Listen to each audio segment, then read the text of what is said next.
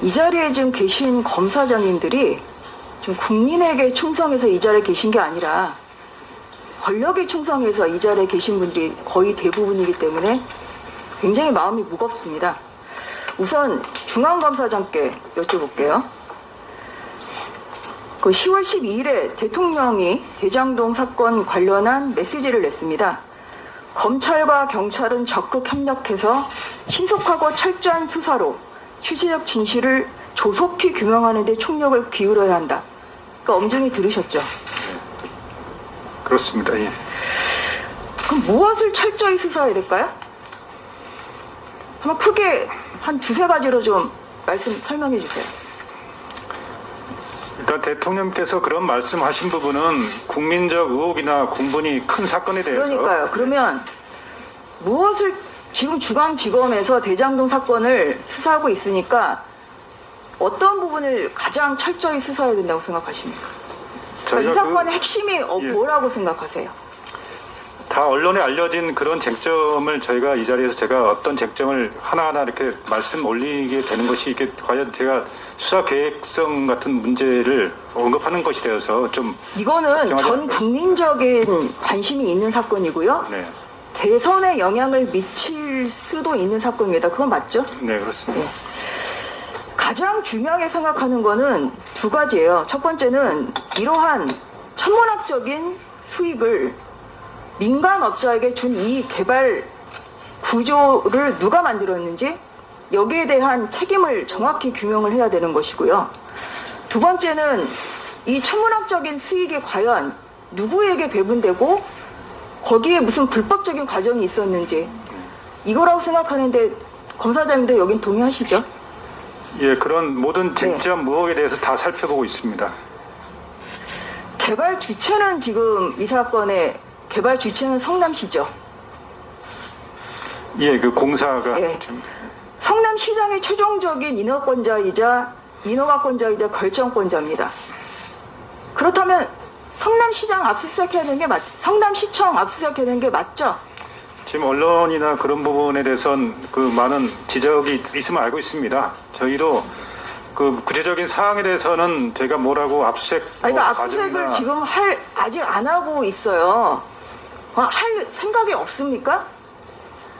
그러니까 저희가 압수수색 필요성 부분에 대해서 구체적으로 말씀드리긴 곤란하지만 저희가 공사에서 인허가권을 했을 때는 전자문서로 결제를 다 하고 있습니다. 그리고 그 서류는 그렇지 않죠. 그래서 네.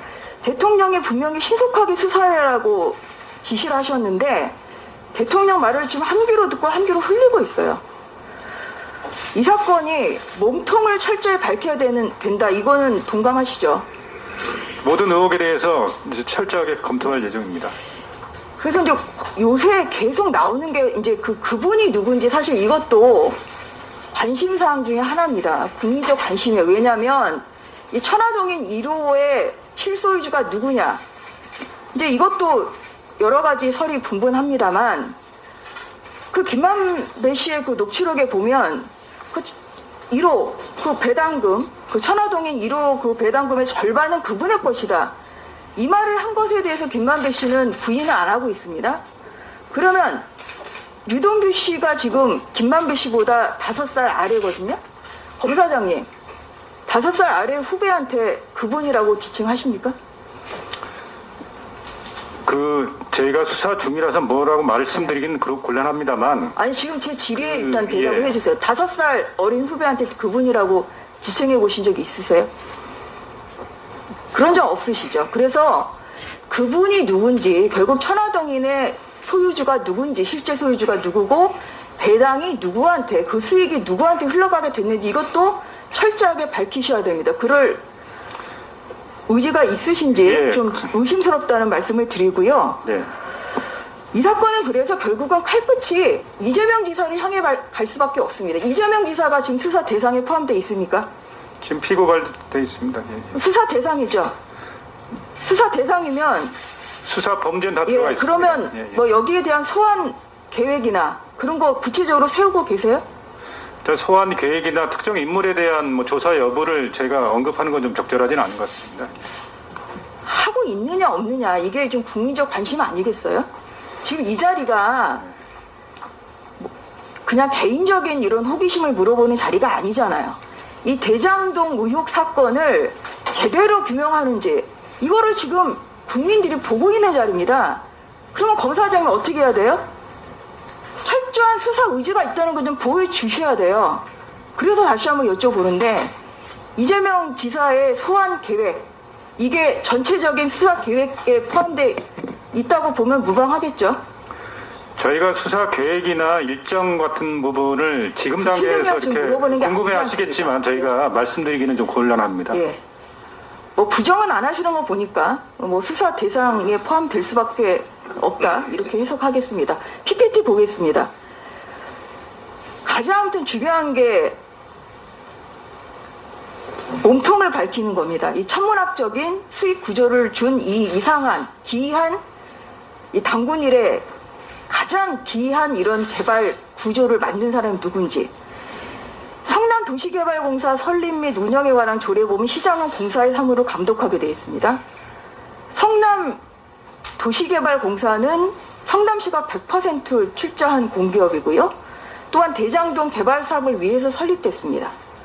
성남도시개발공사 정관을 보면 중요한 재산의 취득 및 처분에 관한 사항 등은 사전에 시장에게 보고해야 한다고 되어 있습니다. 그 다음 보겠습니다.